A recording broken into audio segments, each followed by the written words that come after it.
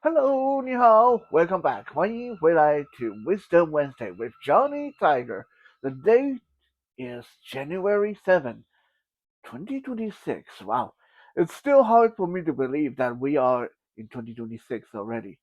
Now, before we get into today's episode, I want to just mention that some people might be wondering, hey, what happened to like Music Monday and Tactical Tuesday and Fitness Friday?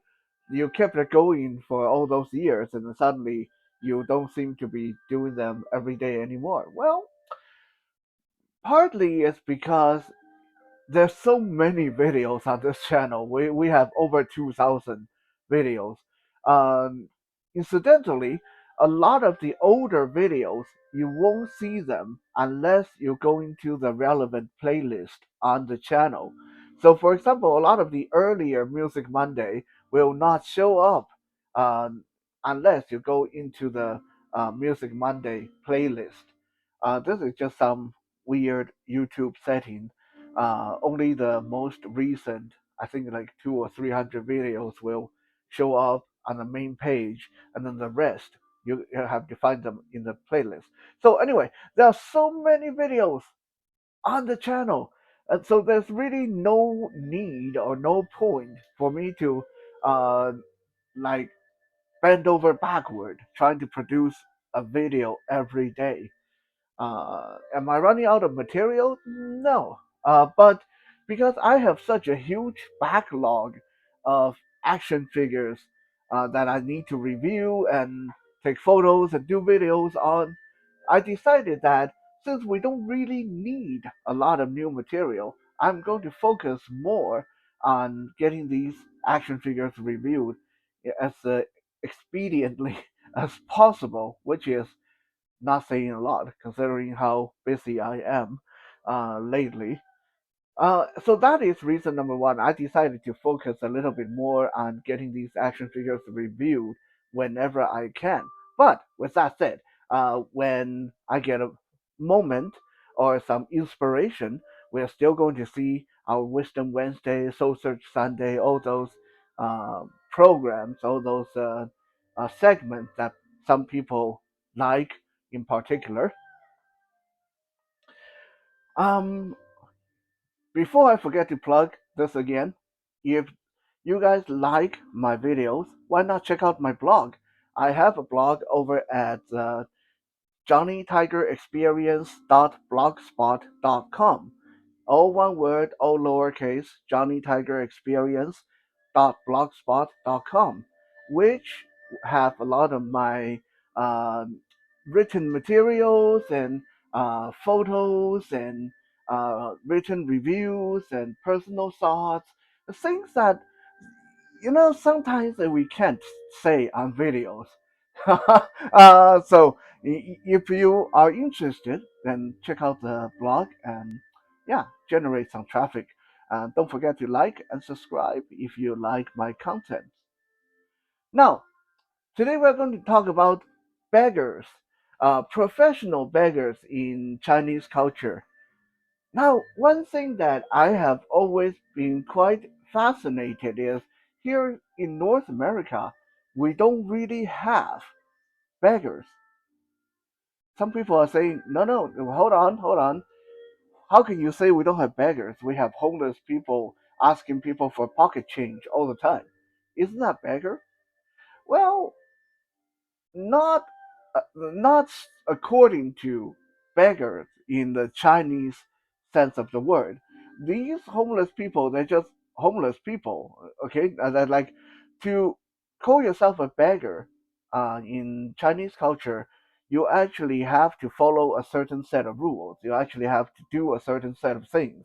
There are rules and regulations and stuff like that you have to do. Um, recently,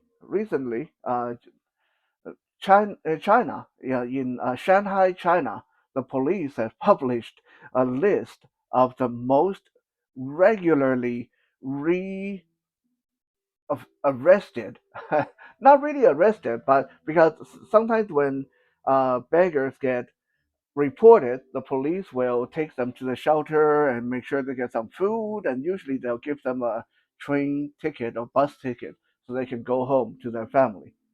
So they're not really being arrested, but um, repatriated, I guess you can say. So the police in Shanghai, China, has released a list of the most repatriated beggars in the Shanghai area, and number one was a disabled beggar by the last name of He. So Mr. He has been repatriated, sent home 309 times, and every single time he somehow ended back in Shanghai, continuing to beg. Number two on the list was an old lady. She's in her 80s, and she has been taken into shelters and sent home 303 times. So that earned her the second place on the list. And the funniest part about this old lady is she's in her 80s and she actually doesn't need to beg. She came from a relatively normal family. So what she does is she spent her day in the casino or playing mahjong. She spent her day gambling, and if she wins, then she'll go home and eat dinner. If she loses, then she'll spend an afternoon begging at the train stop or train stations or bus stops to get herself some extra pocket money so she can go back to gamble. That's the only reason she's a beggar. It's for her pocket change, for her gambling money. The third place was a young couple. They were both born uh, in around 1990, so they're pretty relatively young, and they walk around with a boombox and a little handheld microphone, and they would stop you on the road and sing a song in front of you, and the song is usually about how you're their you're their daddy, you're their mommy, and you should take care of them, and they're so poor and stuff like that. It's a song, usually a song like that, and then they would ask you for money. Otherwise, they would continue to follow you and sing the song over and over again. These uh, couple took third place on the most repatriated, reassigned, relocated beggars in Shanghai. That is a more funny kind of news about begging in China. Another one, I'll give you another news item. This one is more grim and dark. In 2009, I believe, there was a guy who was arrested and sent to jail for exploiting and organizing a begging ring. And what this guy did was he would travel to different parts of China and he would find blind musicians, crippled musicians, and deaf musicians. He would find disabled musicians and then take them to Beijing or Shanghai, and he would basically send the group out to beg, and then they would come back. He would send them out, and then he would drive around and pick them up with his car at the end of the day, like they just finished work, and then they go back to where they were staying at. He would make sure they get food, they get shelter, and they have to turn over all the money they made that day to him. So the guy is essentially exploited these disabled musicians.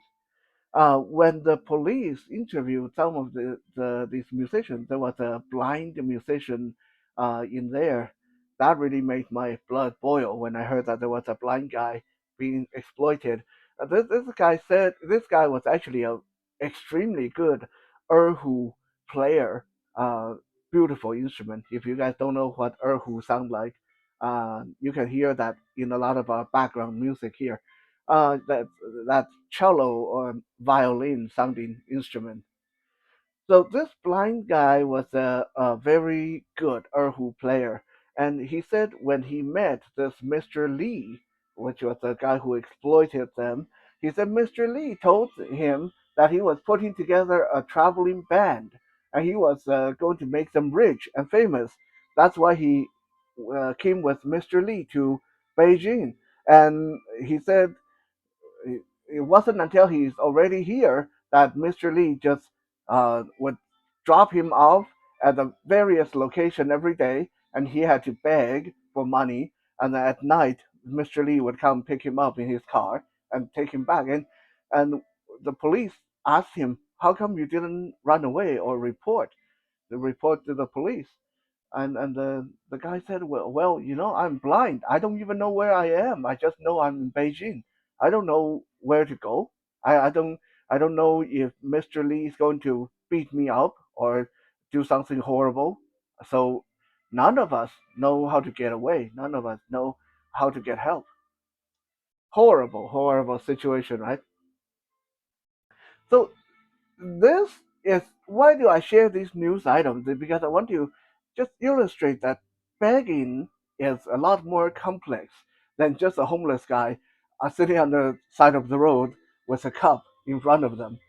Begging in China has had thousands of years of tradition.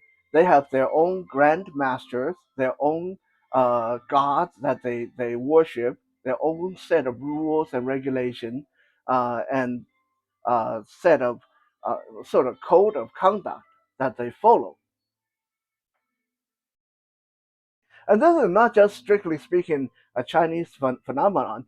If those of you who read your Sherlock Holmes, like I did, you will remember in one of the stories, I believe it was the story of the Twisted Man, where there was this really wealthy, really upstanding citizen who would disguise himself as a beggar who was all twisted and mangled, and he would use that persona to make a lot of money, and that was quite an amazing story when I read it, because it's sort of bring back to how things has always been with surrounding the idea of begging in Chinese history as well.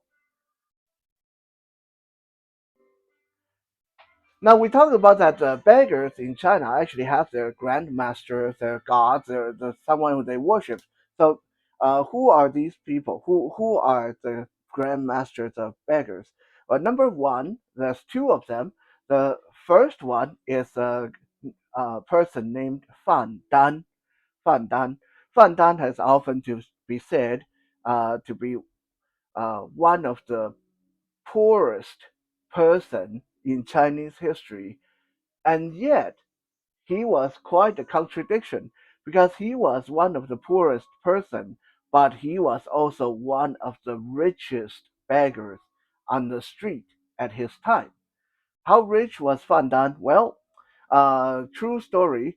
When Confucius was traveling between kingdoms and between towns, one time Confucius and his students ran out of food and money, and they were just about to starve to death. They were between towns. There's a lot of mileage, a lot of miles to cover, and they didn't have food. So in desperation, Confucius talked to the local beggars, and the beggar said, "Oh, well, why don't you talk to Fan Dan? He's one of the beggars here, and he will set you up." And Fan Dan ended up loading Confucius up with carts and carts of flowers and rice and wheat and uh, food supplies that Confucius was able to get to the next town without hunger. Now, when Fan Dan gave these supplies to Confucius, Fan Dan said, "This is a loan. This is not a gift. I give this to you as a loan, and you have to repay them." So it is said that ever since that day, ever since Fan Dan gave the food supplies to Confucius, from that day forward, if a beggar was to come and knocking on the door of a Chinese scholar, and if the scholar had the means to, then the scholar had to give the beggar some money. A scholar could not, in good conscience, refuse a, a beggar because, well, the scholars, their grandmaster was Confucius, and it was Fan Dan, a beggar, that saved Confucius's life.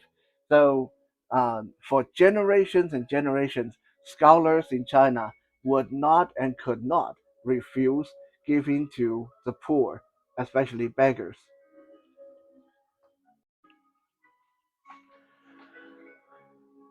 The second grandmaster of beggars in Chinese history was Wu Zixu. Now, those of you who know your Chinese history, Wu Zixu's name should be very familiar because he was a very famous uh, minister of the king during uh, the chaos period of spring and autumn, when China was splintered into many smaller states and different kingdoms. So Wu Zixu and his family got persecuted in the kingdom of Chu, and the king of Chu murdered Wu Zixu's entire family. Wu Zixu was able to run away and sneak to the kingdom of Wu as a refugee. While in the kingdom of Wu, Wu Zixi had no money, no identity, and he resorted to begging on the street. And the way he begged was he would play his flute, and his people would come and listen to him play the flute, and then he would walk around to everybody and ask them for uh, a copper coin or some bits of silver or some food until he was discovered by the prince of Wu. The prince saw that Wu Zixu was a very talented person, very well spoken, very good musician, obviously of high birth. So the prince took Wu Zixu under his wings, and later, during the war for the throne, Wu Zixi was the one that was able to give the prince some really good ideas on how to overcome his rivals. And the prince eventually became the king, and Wu Zixi became the king's minister. So Wu Zixi was one of the first beggars that sort of started the principle of uh, if you want to be a professional beggar, then you need to have a sound generating device. You need to have some kind of sound maker, noise maker with you, either a flute or whistle or drum or bongo or something. You need to know how to make noise and play music if you want to be a beggar. So now some people will say, "Oh, okay, okay. So you're talking about the street musicians, the guys sitting on the side of the road playing guitar with a guitar case or a hat in front of them, and you can put money in." No, though I want to clarify this because uh, street musicians and performers are not the same as beggars. That's two completely different things. Uh, a street musician, okay, if I sit here, play my guitar, and there's a jar beside me, and then there's a guitar case beside me, and I'll play the guitar, and you walk by, you listen to the song, and you can decide to give me some money, or you just walk away, and I'll continue to play my music. That makes me a performer. I'm a street performer. I'm a street musician. I'm not a beggar because I didn't beg you for anything. Okay, a beggar when they play music, their whole purpose is to coerce you, or force you into giving them money. So they'll follow you, keep playing the same song again and again, or keep singing the same song again and again, following you around and keep asking, hey, hey, Can you give? Do you have $5? Do you have $5? Do you have $5?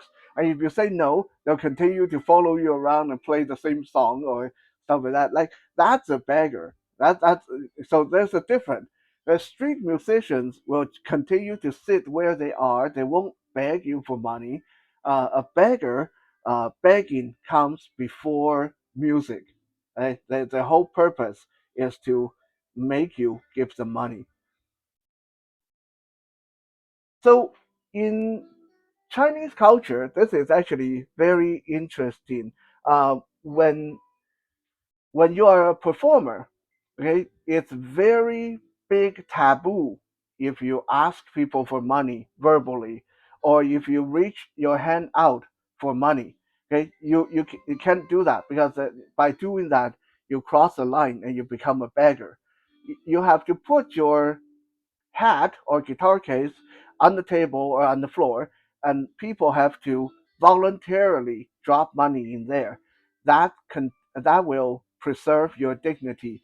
If you hold your hand out for that money, if you hold your hat out for that money, or if you ask for that money, then you cross the line and you become beggar. And this is not just a matter of dignity either, because like I said, beggars is a strictly governed, strictly controlled, organized group in most Chinese places.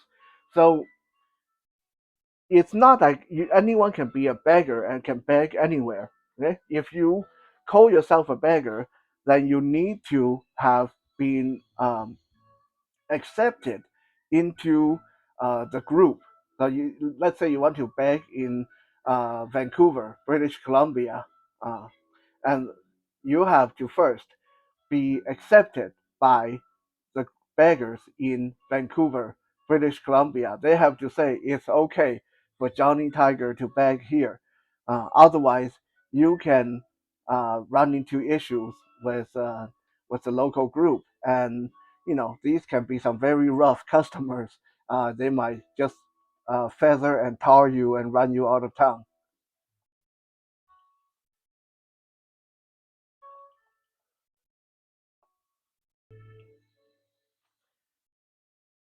Now, the idea of beggars being an organized group has been around for, again, thousands of years.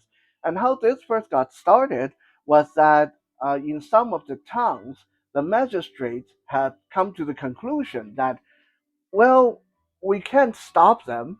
Okay, so these beggars, we if we arrest them, then we have to feed them, and then we let them go, and they go back right back to begging. So since we can't stop them, we might as well make it legal. We might as well put them, organize them into a actual job force. Okay, you want to beg? That's fine. Okay, so in every town, every village, the beggars would have an appointed leader, and this leader was actually appointed by the magistrate or the mayor or the whoever the spokesman of the town, and given proper permit, okay, you are the leader of the local beggars. Anything that happened, anything bad that happened, if one of the beggars commit a crime, you are responsible. You have to let us know. And in addition to governing the beggars, the group of the local beggars also was instrumental in helping authorities solve crime by supplying information because these beggars they are usually everywhere and anywhere and everywhere and sometimes they're sleeping under tarps under bridge so when crimes happen someone suspicious coming out of a house a lot of times these beggars would see and they would be able to help the authorities, help the guards in apprehending the right people, or at least following the right clues. So a lot of these beggars became very important informants for the local magistrates. However, when you watch Chinese kung fu movies, you often hear about the grand leader, like the leader of all the beggars in China. like as if all the beggars in China belong to the same union. That does not exist. Okay, like especially back thousands of years ago, where there's no valid communication even between towns. Going from one village to the next village might be like 5 days travel time. There's no way for beggars throughout the entire country to be organized like they show in kung fu movies. However, there was one guy in Chinese history who got the title of the supreme leader of beggars in the entire China. Only one, and he didn't live very long. This guy was a minister Yan Song in the Ming Dynasty. Yan Song was such a corrupt politician that when he was finally caught, the Ming emperor, wanted Yan Song executed. However, because Yan Song was the minister for so long, there were a lot of repercussions if they were to execute him. So instead of executing him, the emperor gave him a a beggar's bowl, like a rice bowl made of gold, and he said, "Okay, I'm stripping you of your titles and your land, and I'm confiscating everything you have. All you have left is this golden bowl from me, the emperor. From this day on, you are going to beg, and your new title is the supreme leader of all the beggars in the world." And thus they sent Yan Song out of the imperial city, and he started trying to beg for food to survive. But because when he was a minister, Yan Song was such a lousy person that all the civilians hated him. So no one would give him any food. No one would. He tried to sell his golden bowl for money, and no one would buy that from him. Everyone would run away from him, and no one would give him any food. So shortly after, Yan Song ended up starving to death. So yeah, that's the story of the only ever supreme leader of beggars for the whole country in China.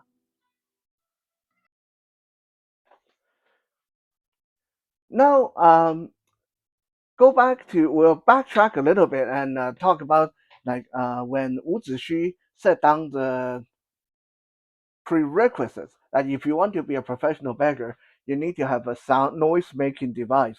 So obviously, a lot of beggars wouldn't be able to afford a flute or a violin or a guitar or something like that. So one of the most traditional thing that beggars would carry for thousands of years in China was um, a pair of cymbals made from bones of the ox. So they would take the shoulder blade of an ox, from the butcher. They would buy it from the butcher, or just steal it from the butcher. I don't know. And they would polish that. And those of you who's never cooked before. And ox bones or cow bones are really, really hard, right? So that thing make a lot of noise when you clap it together.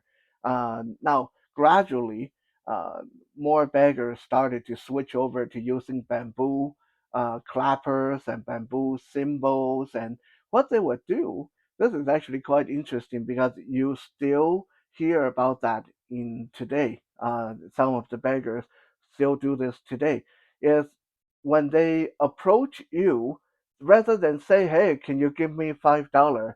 They will almost rap. They will beat their clapper or their cymbal like that, and then they'll rap something well, you kind of have to be trained for this. I never was a beggar. I never got this kind of professional training. But I'll give you guys an idea of what the kind of things that they might do. So let's say you are at the bus stop, and I come up to you with my cow bones or bamboo clappers, and hey, Give me 10, give me 5, otherwise I'll sing this twice. I'll follow you around day and night. I'll sing this twice. So give me 10, give me 5, otherwise I'll sing this twice. Sing this twice. And then I'll stop for a little bit and see if you give me some money, $10, $5. And if not, I will just keep doing that and follow you around all day.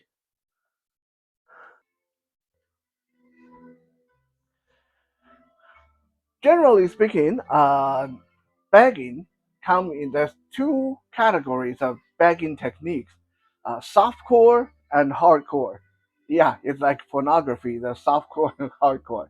So what is softcore? Well, softcore is more like, okay, hey, look at me, I'm blind. I really need some money. Or hey, my father just passed away. I need money for the funeral. Or my wife is really really sick. That kind of sometimes true, sometimes fake, sometimes almost like scam. That's a soft core. Okay, that's a soft core kind of begging. You walk into you see some totally blind guy with a white cane on the side of the road, and he's hey, can you help me out? I just need money to go home. And then next time you see him, he's totally sighted and walking around just fine. That's soft core. That's a soft core begging. Basically like scam. All right, now let's talk about the hardcore, because the hardcore one is like really really something. Right? One of the hardcore way of begging is the beggar would go in front of a newly opened business, and first he will start to sing or rap something that's very auspicious, and hey, your business is good, the food is good, come to this business and enjoy yourself, something like that. Like, he'll almost act as your advertisement. But then if he realizes that you're not going to give him any money, then he'll start to change the word. He'll start to say all the bad things, that you're using fake ingredients, you're underpaying your staff, and this location, someone died here before. Like, he'll make things up and just be a pest in front of your business. And some people say, well, why don't you just call the cop? You could, but don't forget, I mean, these are beggars we're talking about. They're not like everyday 9 to 5 upstanding citizens like us. Being put in jail don't really deter them. It just means they get free food for a couple of days. When they come back out, they're going to come back to your business and do that again.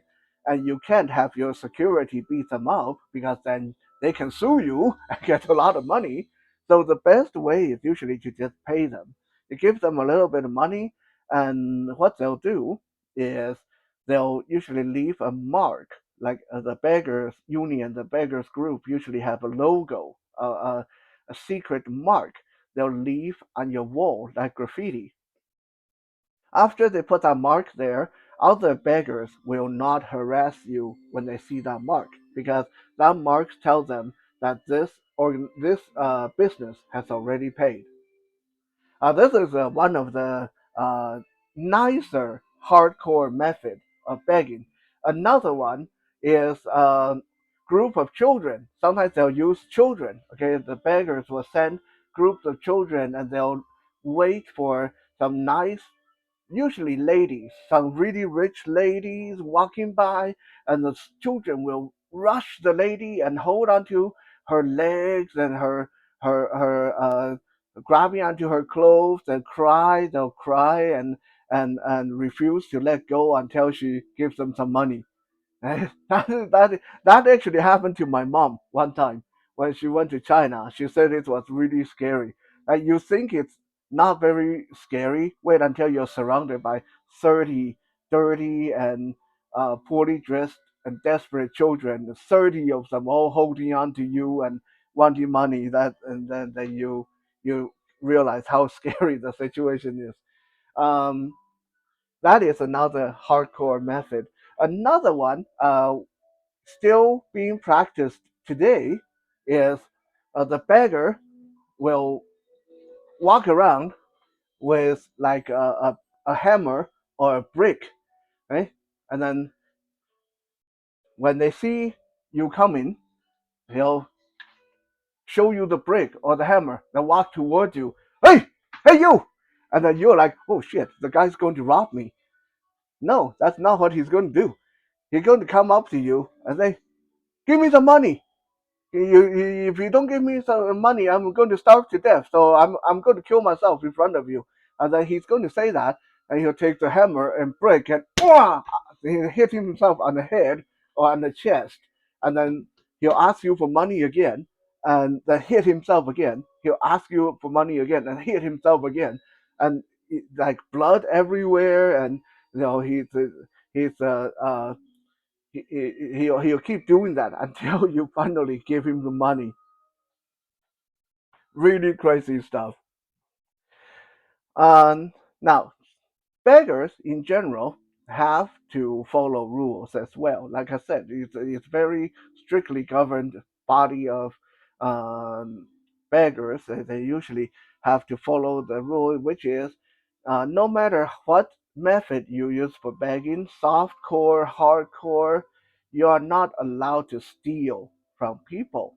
So you can scam people, but you can't steal. You're not allowed to rob people. So you're not allowed to physically rob people, and you're not allowed to encroach on another group's territory. So it's almost like a street gang code of conduct kind of deal.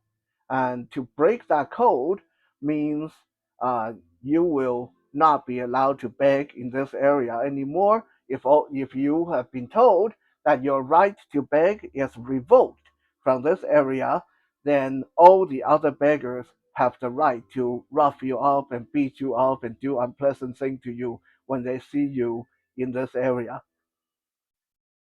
So yeah, beggars definitely not the same as homeless people in North America. I hope that this has been a somewhat entertaining or educational episode for you guys. Don't forget, check out my blog, Johnny Tiger Experience at blogspot.com.